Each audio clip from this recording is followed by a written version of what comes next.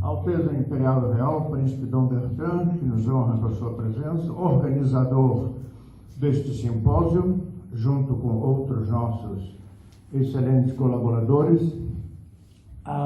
O tema é um tema da Revolução Francesa.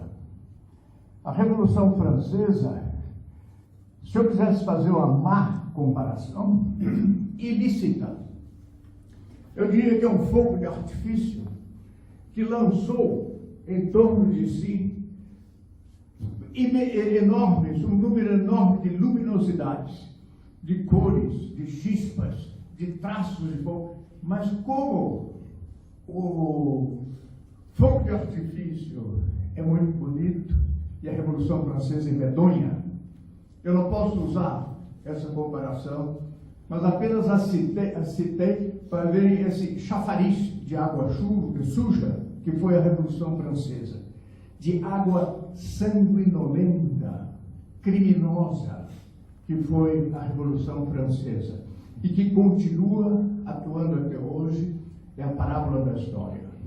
Mas, em vez do fogo de artifício, usarei uma palavra que nós recentemente lançamos na moda, e essa é a verdadeira da Revolução Francesa. A Revolução Francesa é uma caixa de Pandora, da qual saíram horrores, ameaças, crimes e que perduram até hoje. A Revolução Francesa é uma ideologia. O centro dessa ideologia é o lema: liberdade, igualdade, fraternidade, sobretudo a igualdade. A Revolução Francesa, ela foi levando até hoje, em nome da igualdade, conseguindo as maiores infâmias na cristandade. A questão é LGBT, eles invocam a igualdade. Se outros fazem, por que não o LGBT? Então tudo ficou discriminação, o que não é uma igualdade absoluta, é uma discriminação. O professor Plínio escreveu o livro dele, o primeiro livro, a sua grande primeira batalha, o Em Defesa da Ação Católica, colocou no prólogo, ele colocou: eu tomo posição porque os princípios da Revolução Francesa estão penetrando o movimento católico. Liberdade, igualdade e fraternidade.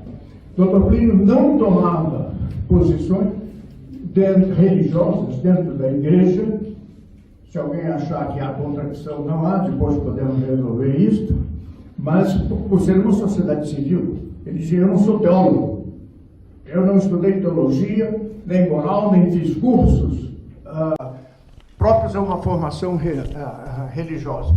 A nossa atuação é na sociedade civil, e assim foi. Mas, em 43, 80 anos atrás, um pouco mais, sendo ele presidente da Junta Arquidiocesana da Ação Católica em São Paulo, ele notou exatamente esses princípios que pela primeira vez eram observados na massa do movimento católico: liberdade, igualdade e fraternidade. Então ele tomou posição.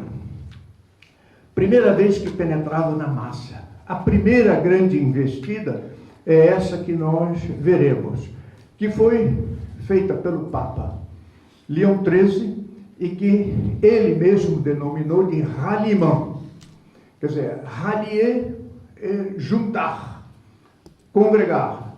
João Bertrand, que morou na França há tanto tempo, unir, juntar. E ele quis juntar todos os católicos em torno desses três princípios: liberdade, igualdade e fraternidade. Como é possível? Escreveu uma encíclica a esse propósito. Eu creio que ele escreveu em francês, eu só vi o título em francês: Au milieu des sollicitudes, em que ele justifica a República, deixando uma confusão entre dois conceitos de república. Um, lícito, definido pela Igreja como uma das três formas de governo: monarquia, aristocracia e república. E a república, contanto que ela não seja igualitária, contanto que ela não destrua os direitos adquiridos de cada um da sociedade, contanto que ela se respeite uma sociedade orgânica, quer dizer, a sociedade que foi formada ao longo dos séculos de modo consuetudinário pelas famílias. E o grande exemplo disso é a França. A França, até o final, os reis reinaram como um pai de família e o povo os reconhecia como um pai de família. Até Luís XVI, até o fim, eles não compreendiam uma outra concepção da monarquia que não fosse uma monarquia paterna. Esse é um conceito lícito de república. Mas a república que saiu da Revolução Francesa era uma república igualitária, maçônica e anticlerical. Ela queria estabelecer uma igualdade total, tendo afastado do Estado, tendo afastado do governo da nação a Santa Igreja.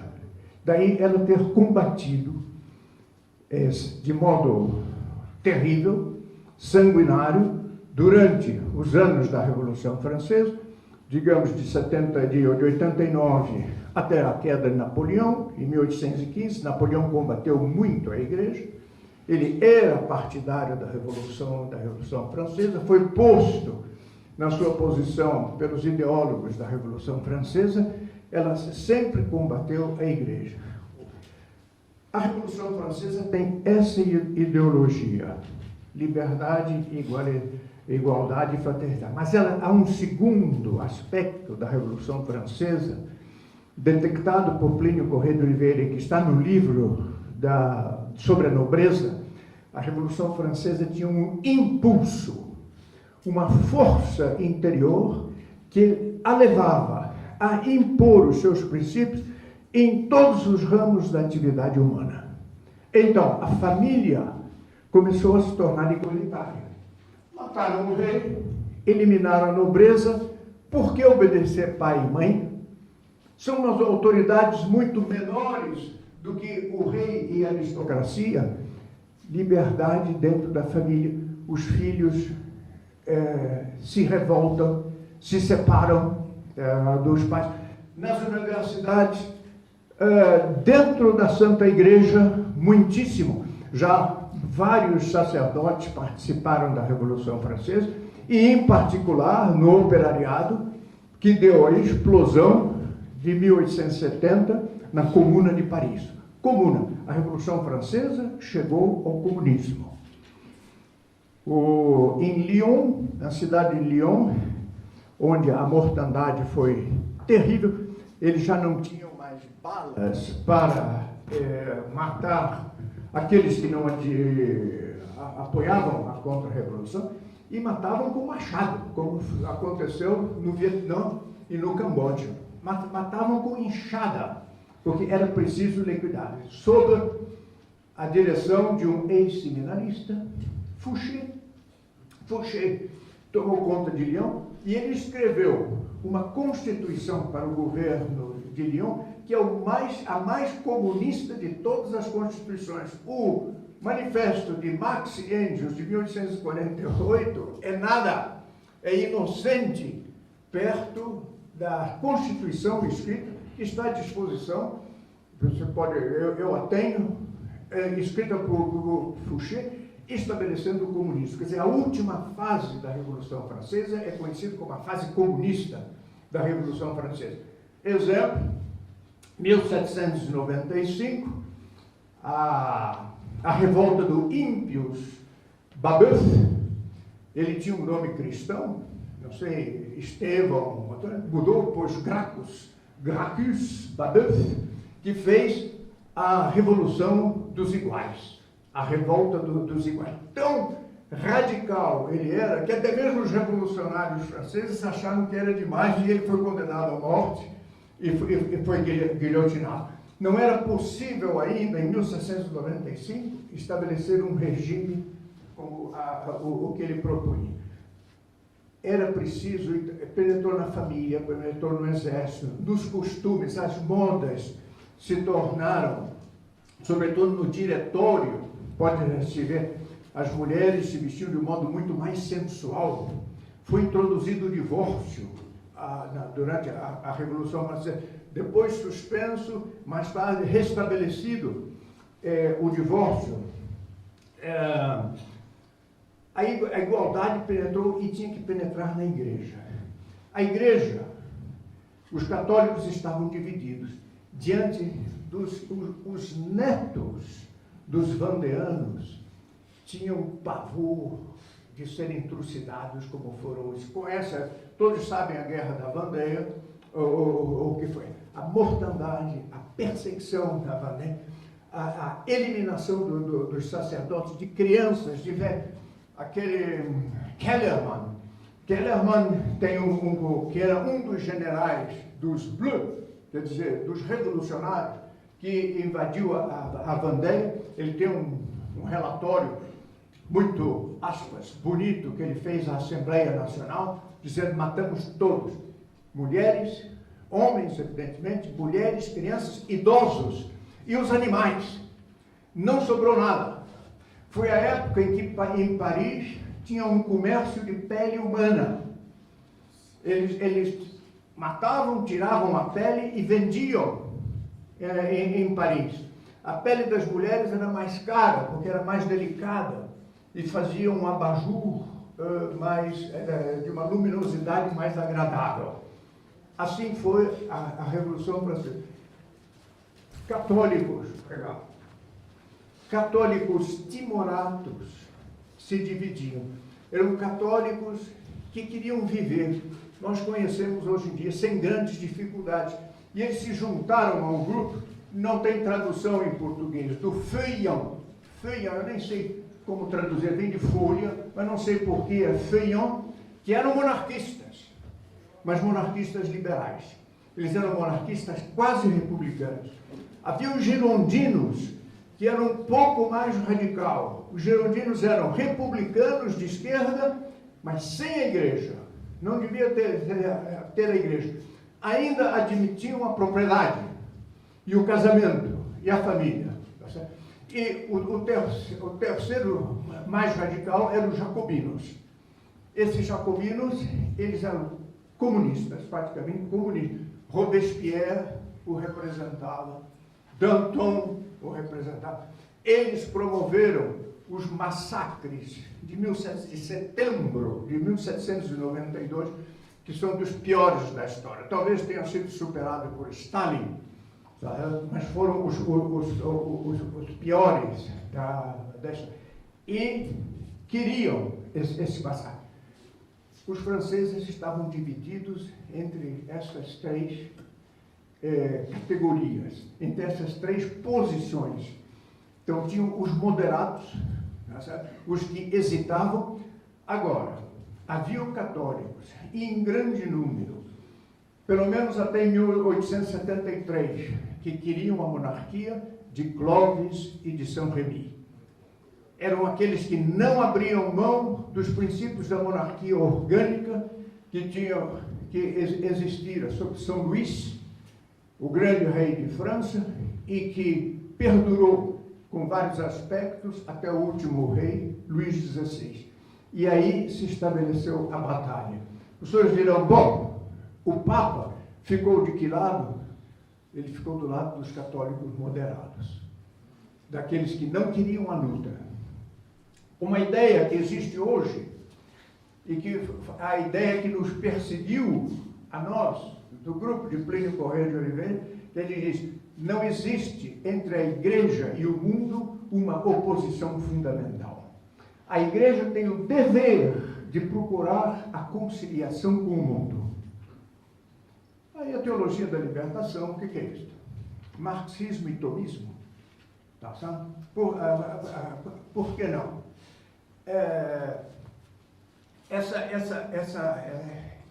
Essa posição continuou ao longo dos tempos e foi apoiada por Leão XIII.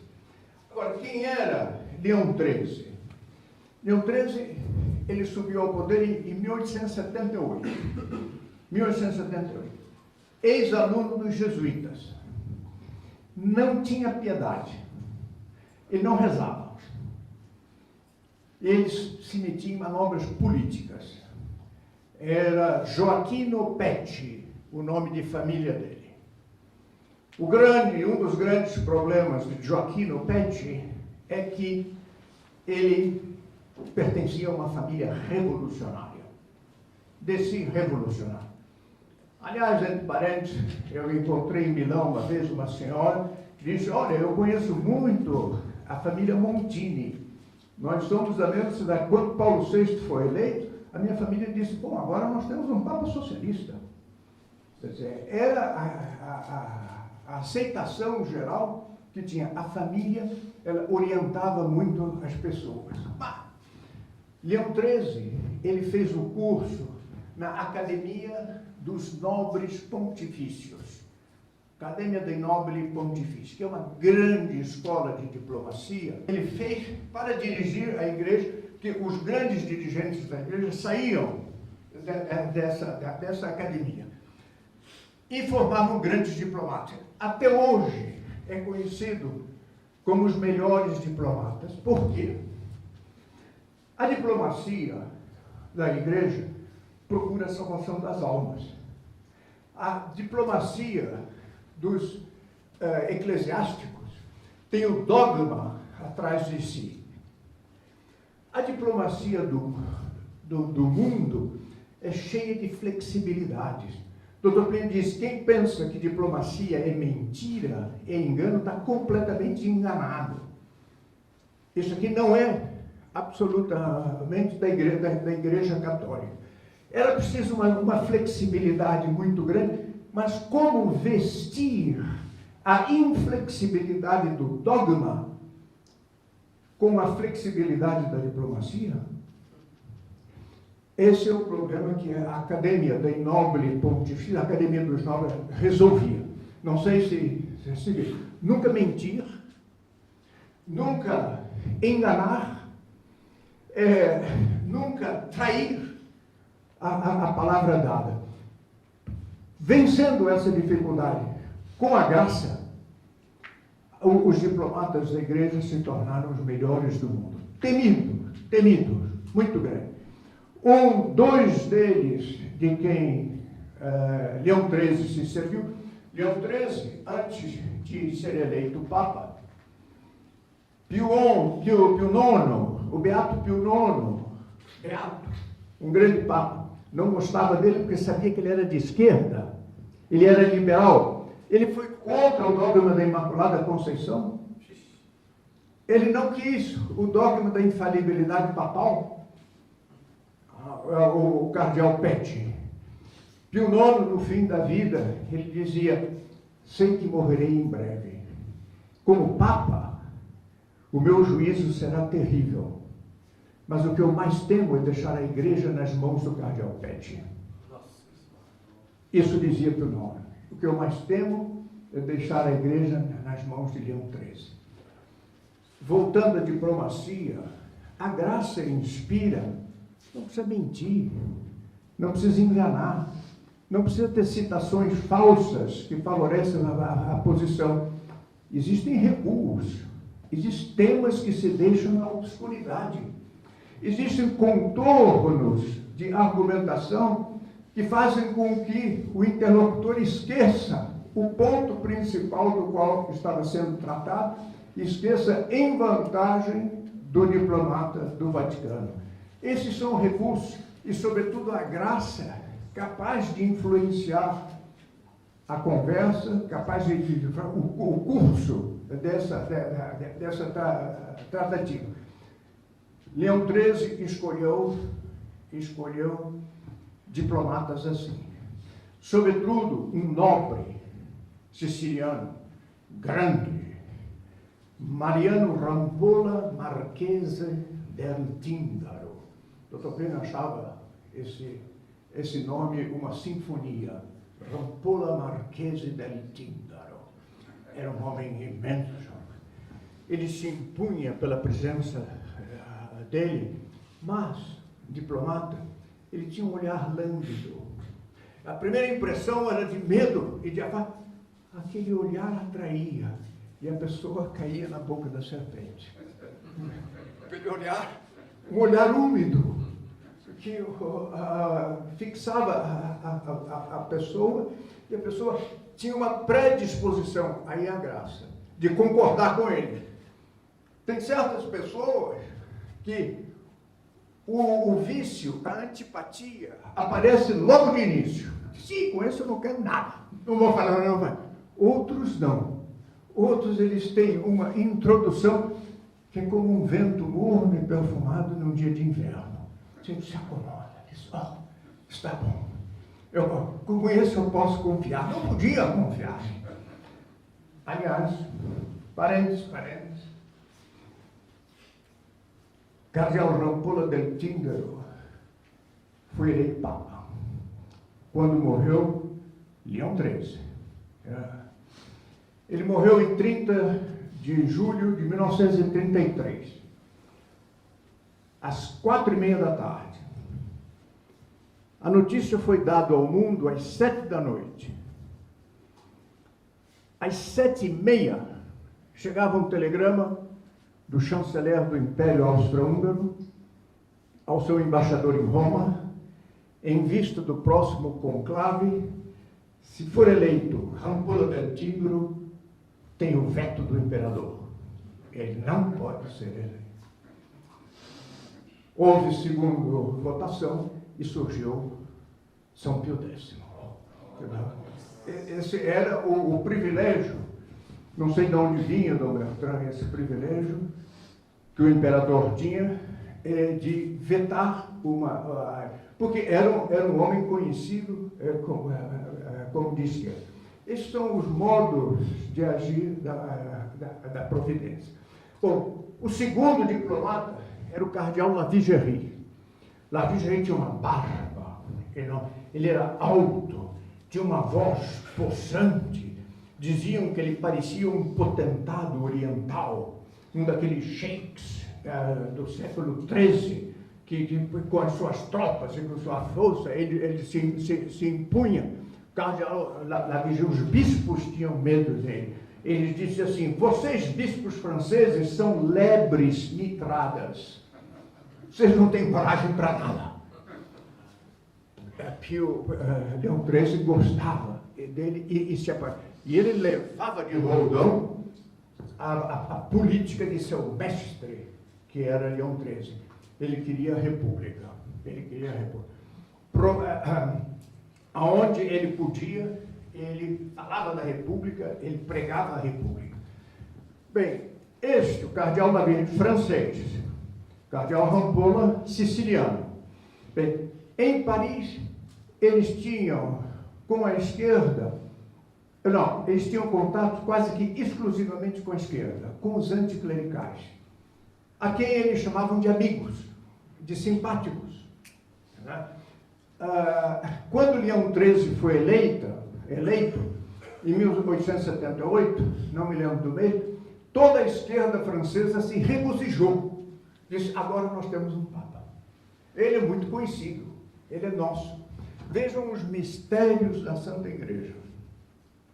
Como é possível isto? Mas assim ele foi eleito de esquerda.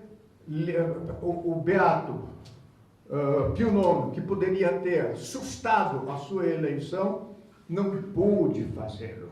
Por que não sabemos? Mas se ele pudesse, ele faria. A esquerda tinha um monstro da esquerda chamado Gambetta.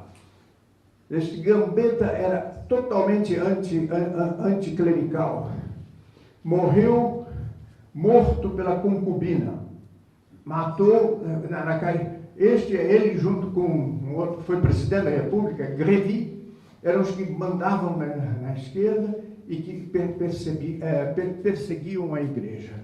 Então eu tenho aqui a lista das atitudes que eles fizeram, que eles tomaram. Primeiro, os diplomatas de Leão XIII diziam: é preciso tirar a monarquia da estagnação em que ela se encontra.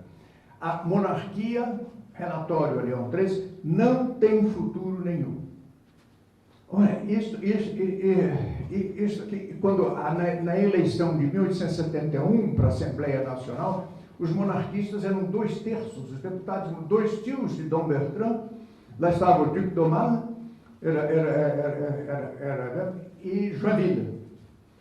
Eram deputados monarquistas que votaram pela monarquia. Então, como é que a monarquia não tinha futuro? Como é que eles podiam dizer isto? E não era para enganar o Papa. O Papa sabia perfeitamente a força que tinha a monarquia. É preciso adaptar a pastoral às exigências de quem? Da Revolução Francesa. Eles diziam isso, é preciso adaptar a pastoral às exigências da Revolução Francesa, porque ela é irreversível. A Revolução Francesa não volta. Bom, nisso eles não erraram, infelizmente. Ela é, de fato, irreversível, e essa caixa de Pandora continuou a soltar fantasmas diabólicos e continua até hoje e sempre. E um deles deu impulso à primeira obra do Sr. Plínio em defesa da ação católica. O cardeal Labijeri chegava a dizer naquela época: nós precisamos de uma religião universal que pacificar. Naquela época, isso é 1870. E depois o absurdo. Os senhores vão... Ele escreveu, aqui eu cito palavra por palavra, num dos relatórios dele, ele disse assim: o triunfo da causa monárquica na França é tão iminente quanto o nosso pouso na Lua. De onde é que ele tirou isso? Pouso na Lua. Era o argumento que ele tinha e que ele dava. Em 1880. Isso era 1880. Cardeal da Santa Igreja, e este daqui quase foi eleito Papa. O cardeal Labijeri, ele fez um ato, escreveu um ato de submissão do clero francês à Revolução Francesa, dizendo que a fraternidade era uma coisa muito boa, que a igualdade, eu não vou dizer, que nós já sabemos, que a igualdade tem matizes, isso e aquilo. O clero francês recusou em massa. Veja só, o clero francês recusou. Mostra como Roma se cercava de pessoas indignas, de pessoas passadas à Revolução. Bom, isso fez com que o ralliement, essa política de aproximação, se moderasse um tanto. Em 1881, Leão XIII, o que ele fez? Fez com que os superiores das ordens religiosas, superiores dos beneditinos, superiores dos carmelitas, superiores dos jesuítas, com um documento que ele, Leão XIII, escreveu, aderissem à Revolução Francesa. Havia o nobre Emmanuel d'Alzon, um ultramontano, um homem, um católico fervoroso, que tinha fundado os Assumpcionistas. E estes Assumpcionistas faziam um belo trabalho na França de manutenção das ideias do Ancien Regime. Emmanuel d'Alzon ficou, quando ele se recusou, ele disse: esse aí eu não assino. Mas como ele era um contra-revolucionário, Leão XIII mandou um legado pontifício só para ele. Está aqui, isso é para o senhor, eu falei com o Papa, o senhor tem que assinar. Ele não teve saída. Ele se ajoelhou, assinou, jogou a caneta no fogo da lareira, 4, 5 dias depois ele morreu. Eles não entendiam. Como é possível uma perplexidade semelhante pela qual passou o Dr. Plínio, quando ainda muito jovem, ele viu o apoio de Leão XIII à República, um Papa apoiando a República. Foi uma tentação de 2 anos para ele. Muito séria. Ele não achou uma explicação de imediato para isto. Leão XIII fez a mesma coisa com os beneditinos. O abade de Solema, ele disse para o legado pontifício, não, eu não sei se ele teve um legado, ou se ele atendeu, ele recusou o pedido geral. Com Solema, isso foi antes de Dom Guéranger. Ele foi, o abade este foi predecessor de Dom Guéranger, um grande abade, que renovou a liturgia em termos muito bons, em termos excelentes, contra-revolucionários, privilegiando o belo, privilegiando a solenidade. Bom, o abade de Solema recusou. Ele disse, em consciência eu não posso ir.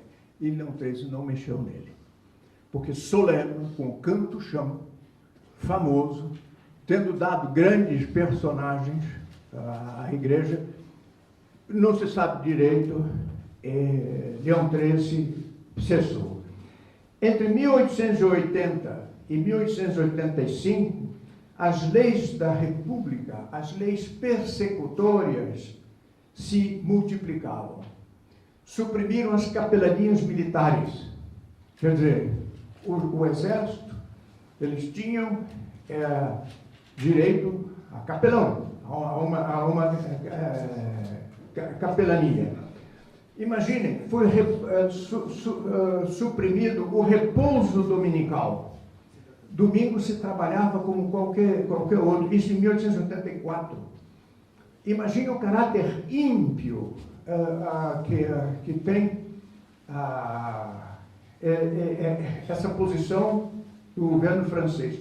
Os seminaristas passaram a fazer serviço militar e o divórcio foi reintroduzido, que tinha sido suprimido, estabelecido na Revolução Francesa, suprimido na Restauração, na França, até 1830. Havia um bom deputado, em 84, que Dom Bertrand detesta, mas ele era bom. Ficou ruim depois, Dom Bertrand. Era o Albert de Man. O Albert de Man, Dom Bertrand, ele foi quebrado por Leão XIII. Ele foi a Roma várias vezes, ele lutava pelas boas posições. E Leão XIII disse, não, enquanto católico não pode ter. O outro, Dom Bertrand não quer nos contar, foi o Marechal Lyotet. Lyotet. Foi quebrado, ministro da guerra, grande general na Indochina, no norte, foi o primeiro residente no Marrocos, general residente no Marrocos, grande comandante, pessoalmente, ele tinha muita nobreza de alma, monarquista. Ele foi visitar o Papa, o pretendente era o Conde de Chambord. E dizem, isso eu não achei escrito, mas que o Papa disse para ele, e o imbecil do Chambord, como vai? Bourbon, era o último Bourbon, não sei se o Dom Bertrand ouviu isto, ou se é um dito, mas de qualquer modo mostra como a disposição naquele tempo em relação à monarquia. Ora, fazia a baldeação dos católicos para a República, era feita. A baldeação era feita. Age o cardeal Rampolla, mais uma vez. Tá? Ele era secretário de Estado, com 44 anos de idade. Cardeal e secretário de Estado. Ele tinha sido núncio em Madrid, onde apoiou Afonso XII, que era liberal, contra os carlistas. Os carlistas eram os bons católicos que deram sua vida em defesa da Santa Igreja. Agora, enquanto o padre Joaquino Petti, futuro Leão XIII, não rezava, ele não queria saber de devoções, ele era um homem completamente frio para a religião, Este aqui era conhecido como um homem de piedade. Ele tinha como centro da vida dele Nosso Senhor Jesus Cristo. Rampolla del Tinto, muito bonito, mas era republicano. Do que serve essa piedade? Não foi ela que conduziu a história, não foram os piedosos que conduziram a história, mas foi a República Ímpia que marcou não só a França, mas todo o mundo. Bom, em 1890, Leão XIII convoca prelados franceses, entre eles 5 cardeais, impondo o ralliement, impondo a aceitação da República. Foi para eles uma coisa dolorosíssima. Alguns diziam para nós, foi como uma segunda decapitação de Luís XVI.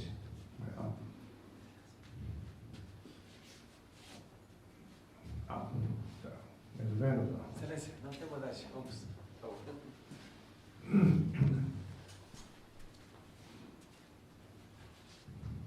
Então, nessas seis audiências, mais e mais divisão entre os monarquistas.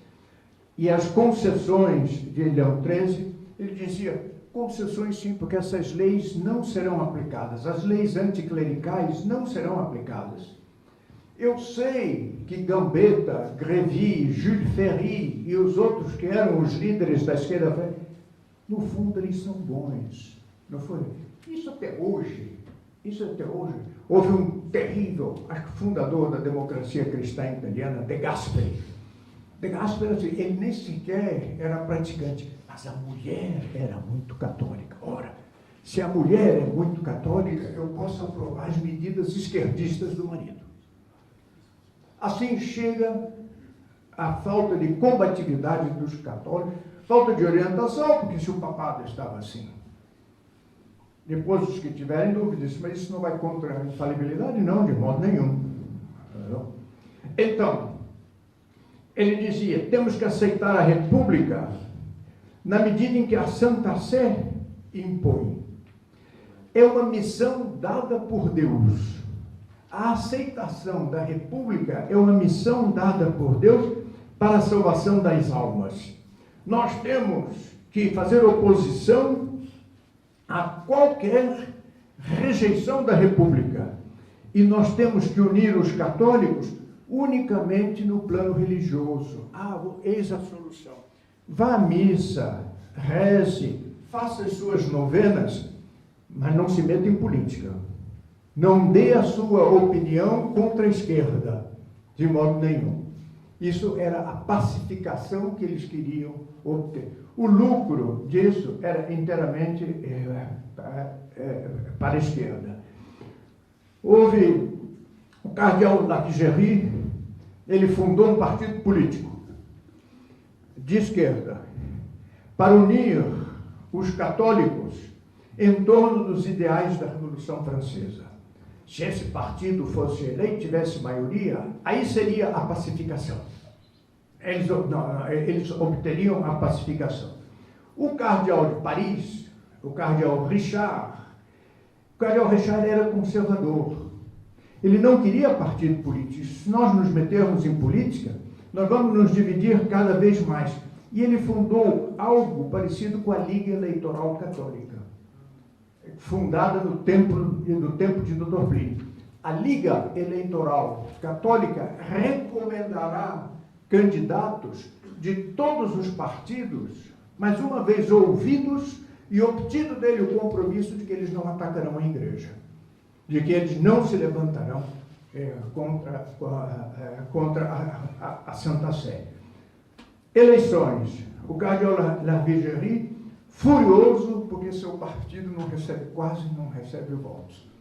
Então, um partido progressista quase não recebe votos. As diretivas do pontífice foram, então, recusadas desse modo. É quando ele publica a encíclica que eu mencionei, O Milieu de Sollicitude, que sancionava os princípios da República. Ela diz: os católicos devem aceitar o poder republicano. Deve-se combater não a República, mas a sua legislação. Então, veja, então os católicos ficavam... Essa é uma orientação que vem de Roma. Eu não vou combater a República, mas só a legislação, se a legislação tem o espírito da República. Estas foram as várias maneiras encontradas por ele para quebrar os católicos e fazer com que os católicos não fizessem a República anticlerical e maçônica, a oposição que tinha havido. Em 1893, Leão XIII morreria 10 anos mais tarde, 1903. Em 93, ele renova o desejo de que os católicos aceitem a República. Mais uma vez. E acontece o seguinte: foi penetrando no clero e nos católicos um aspecto do espírito antimonárquico, porque a monarquia, ela permite a contemplação da hierarquia e da beleza do universo, por não ser igualitária. A monarquia, teve alguém que diz, como a república é feia. É feia nas suas cerimônias, nos seus uniformes, nas simplificações. E como a monarquia eleva, ela chama continuamente ao sublime pelo conceito de honra e de heroísmo. A república é acomodatícia, ela procura as situações pessoais, ela tem uma bolsa, e nessa bolsa ela quer meter todas as vantagens. Nós vemos a corrupção em que a república foi corrupta na França desde o início, enquanto que a monarquia criava aqueles ambientes, ela criava o espírito de combatividade militar que atraía enormemente a pessoa. Vendo a monarquia, o católico identifica na sociedade civil todos os princípios que ele encontra na Igreja Católica. Muitos desses princípios da Igreja Católica se tornam mais claros na administração monárquica, nos ambientes monárquicos, no que a monarquia faz dos homens da monarquia. Isso nós temos 1000 exemplos, e sobretudo na Revolução Francesa, como eles souberam morrer. Tenham na memória como morreu Luís XVI, que Maria Antonieta, a irmã do rei, Madame Elizabeth, que coisa belíssima. O senhor Renato Vasconcelos escreveu um artigo muito bem. Veja a autenticidade. Ela nunca se casou. Madame Elizabeth, profundamente católica. Na hora em que ela é jogada na prancha para ser guilhotinada, era uma prancha que corria, deita-se aqui, empurra e fica bem na altura do pescoço, quando a lâmina... Quando empurraram, o chale que ela tinha escorregou um pouco e apareceu parte do corpo dela. E ela vira-se para o carrasco e diz: Senhor, pelo amor que vós tendes a vossa mãe, cubra-me. Quer dizer, nessa hora ela pensou na castidade. Quem é que nessa hora ia pensar na castidade e na pureza? Se não fosse autêntico, se não fosse profundamente devoto dos princípios. Bem, essa era a monarquia. Bem oposto ao que as críticas injustas a respeito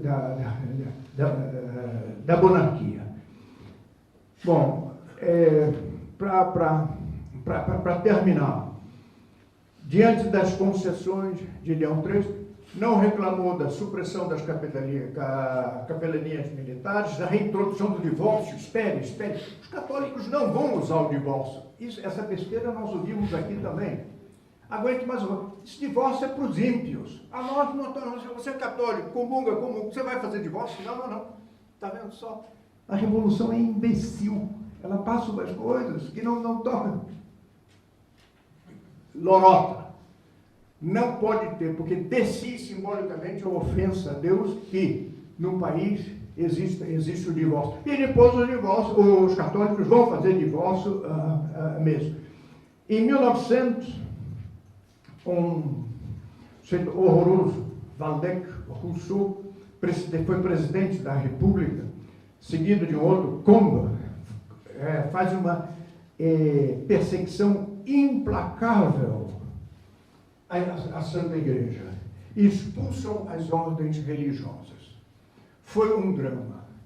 Ordens religiosas, como os beneditinos, imemorial. Os serviços prestados, os santos, passavam a ser criminosos, segundo o governo francês. Os cartuchos, a polícia foi lá e o povo acompanhou a polícia até a porta dos cartuchos. Os cartuchos tinham que tirar o seu hábito, subir umas carretas e desaparecerem para a Espanha. Uma das grandes conquistas dos cartuchos foi o conhaque, o licor, Chartreuse, o que mostra muito bem o bom gosto e a sublimação da boca. O povo chorava, ajoelhava. O chefe de polícia que ordenou, tirou fora, quando os cartuchos saíram, tirou a farda e jogou fora. São dessas coisas difíceis de compreender. Por que não uma reação válida? Eu também não os culpo, mas são coisas, a força estava do lado deles. Nós conhecemos fenômenos assim. Povo na rua não é voto na urna. E lá se foi o país. Bom, assim era a França também. Leão XIII acreditava nas promessas, dizia acreditar nas promessas da República. No fim da vida, os católicos que ele queria pacificar em relação à República ficaram socialistas. Os católicos eram socialistas. Pouco depois veio para cá, para o Brasil, através da França, as equipes sociais contra as quais Dr. Plínio se bateu pouco depois, 30 anos mais tarde. Na história da igreja é muito pouco. Então, outro enigma. Em março de 1902, pouco antes da morte de Leão XIII, ele comemorou 25 anos de pontificado. Era muito longo o pontificado. Houve uma missa em Roma, 50.000 pessoas compareceram à missa. Era o homem de maior prestígio na Europa. Nesse lado, ele teve um triunfo. Cessou o combate contra a República, que com aquele impulso mencionado por Dr. Plínio, penetrava todos os países e todos os campos da atividade humana, mas no ano seguinte, Leão XIII escreveu ao presidente da França, Loubet, ele diz assim: enganaram-me. Disseram que as leis eram formalidades apenas e que elas não vingariam. Isso me traz uma imensa tristeza no momento da minha morte. Ele, na agonia, não chamou um padre, não pediu os salmos penitenciais, a oração dos agonizantes, pediu o caderno de poesias que ele tinha escrito quando jovem. E as poesias dele eram laicas. São mistérios terríveis da Santa Igreja. Outros dizem que em italiano ele murmurava: me manca Bismarck, me manca Bismarck. Bismarck, anticatólico, horroroso, A Prússia, comandou a Prússia. A Prússia foi a protestantização de um país. Ele era amigo de Bismarck. Então, se ele separava a piedade da ideologia, com Bismarck ele separava a amizade da posição religiosa e ideológica. Isso quebra as coisas. Ou a pessoa é uma só, e nisso um revolucionário tinha razão, foi Clemenceau, Georges Clemenceau, primeiro-ministro a Primeira Guerra Mundial. Ele dizia aqueles nomes que eu disse, Feuillants, girondinos e jacobinos. Ele disse, isso é um teatro. A revolução é um bloco. A revolução é um bloco. E esse bloco é a alma da revolução. Todos eles eram pela Revolução Francesa. E católicos que não queriam combater, eu me filio aqui, eu me filio lá, vou para um lado, vou para o outro, contanto que eu me acomode. Não encontrarei na minha frente nem Robespierre, nem Danton, nem os espíritos dele, porque eles estavam mortos, que vagueiam pelo mundo para perder as almas, como diz o exorcismo. E se acomodava. O católico acomodatíssimo não é um católico. Ou é uma luta contra a revolução. Se nós aqui resolvemos, olha, nós vamos sair, ano que vem vamos ter aqui um retiro espiritual, nós vamos estudar sobre a sabedoria, a magnanimidade e a castidade, porque o carnaval é muito impuro, tá certo? E vamos fazer tais e tais novenas, 1, 2, 3, 4. A revolução ficaria muito contente. Ela bateria a palma. Precisa aumentar a devoção ao Sagrado Coração de Jesus. Olha, a devoção ao Sagrado Coração é o que é de mais precioso. Mas se não for feita em clave contra-revolucionária, se não tiver em si o espírito da contra-revolução, será tragada pela revolução, como foi a política de Leão XIII. Tem um outro choramingo de Leão XIII, que eu não sei se pus aqui. Não foi ao presidente Lubin, não, eu creio que eu não vou encontrar, não sou aqui. Mas ele dizia a mesma coisa. Enganaram-me. Os católicos não só fizeram a pacificação com a Revolução Francesa, mas eles se tornaram socialistas. Os católicos são socialistas. E foi o que a Revolução tentou fazer aqui no Brasil, na mocidade de Dr. Plínio, e encontrou o Dr. Plínio pela frente, e que escreveu o livro em defesa da ação católica, que o Dr. Plínio diz, não acabou com o modernismo, longe disso, mas o modernismo, o laicismo, era como um leão feroz. A campanha contra eles, feita por em defesa da ação católica, cortou uma das patas do leão, só uma, mas um leão de 3 patas, o que ele pode? E isto ficou e resultou na grande reação que nós vimos nos últimos tempos, né, em favor da família, com coisas muito bonitas. Acho que é o seu Frederico que repete tanto, uma senhora em Bauru, eu creio, que tendo visto um banheiro, uma toalete unissex para homem e para mulher, diz isso é comunismo. Isso é muito bonito que ela chega a essa conclusão. Isso é próprio banheiro, um banheiro comunista. Você está louco? É assim, ela pegou. E como ela, são milhões que pegaram. Isso certamente foi pela oposição da TFT, considerada pela esquerda como terror, paradigma do conservatismo no Brasil. Uma luta como ninguém fez. Uma luta como ninguém fez. E a de Leão XIII foi um fracasso. Nunca se pode procurar uma entente, quer dizer, um acordo com o inimigo. Jamais. Este é um erro fatal para o bem. Agora vou dar uma de intelectual, dizendo em latim, que se diz na igreja, bonum ex integra causa, malum ex quacunque defecto.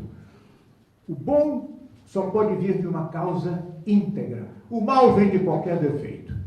Dr. Plínio dizia, eis aqui, não é água, o senhor Rodrigo serviu, é um champanhe preciosíssimo. A garrafa custou 5.000 euros. Reais, perdão, 1.000 euros. Mas eu fui no toalete e peguei uma gota da água do toalete, do WC, e pus aqui dentro. Ora, 99,9% é preciosíssima champanhe. Beba!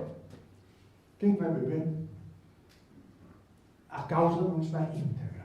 E esse foi o erro do Leão fez. Então, não procurar com o mundo um acordo e não lutar por a causa íntegra, que a igreja tem tudo para lutar. Tem a graça, por exemplo, nosso Jesus Cristo, por exemplo. Aí o fracasso em que caiu, mas com grandes danos para a Santa Igreja.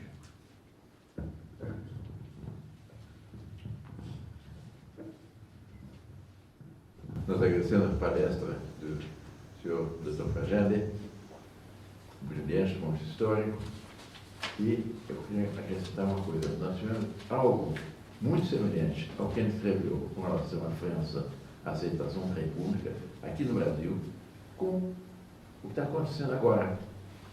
Quem é que está apoiando o governo de esquerda? O Brasil é majoritariamente conservador. Quem é que está apoiando esses governos de esquerda? Quem é que apoiou a reforma agrária no início? Quem é que apoiou as eleições todas? E o apoio ao Lula. Onde foi fundado o PT? O PT foi fundado no Colégio Simon, a cerca de 200 metros daqui, em que assinaram a Fundação PT, Lula, Fernando Henrique e outros, no colégio ambiente católico. E com o apoio desse pessoal católico, que é uma união para a República, com a esquerda. A eleição do Chile, da Argentina, agora foi uma eleição. Elegeram uma pessoa que é a favor do direito de propriedade, etc. Mas não é uma católica, como eu gostaria, muito pelo contrário. Mas a eleição, quem é que apoiou a eleição anterior, à esquerda, os peronistas, foram os católicos. E, recentemente ainda, na última eleição anterior na Argentina, quem é que foi a Roma, que o Papa Francisco beijou, abraçou, mandou uma carta, etc. Foi a Kirchner, que era a líder da esquerda. A esquerda católica, eu costumo dizer, a pior praga que existe nesse país é a esquerda católica, que prega a união com os espíritos revolucionários. E tem espíritos revolucionários. É uma imensa tragédia. Daí a imensa crise revolução do Brasil hoje em dia. Mas nós vemos que é uma reação conservadora muito boa, que está no substrato do povo brasileiro. O povo brasileiro não é revolucionário, é conservador. Basta um pouco contar na rua. Basta que chofeiros de táxi são conservadores. Outro dia chegaram aqui 2 amigos nossos, que eram dos Estados Unidos. Um era filipino, outro mexicano. Os dois, mexicano e filipino, falavam, entendiam o castelhano. Falavam castelhano, eu, todo brasileiro não entende castelhano, considera um chofer do Uber. Chofer do Uber, é uma coisa. A única solução aqui no Brasil é a monarquia. Não tanto pela monarquia, pelo rei, etc. Não. É porque a monarquia restabelece uma monte de coisas. E o problema da Revolução foi a aceitação da República, dos princípios republicanos, igualitários, etc.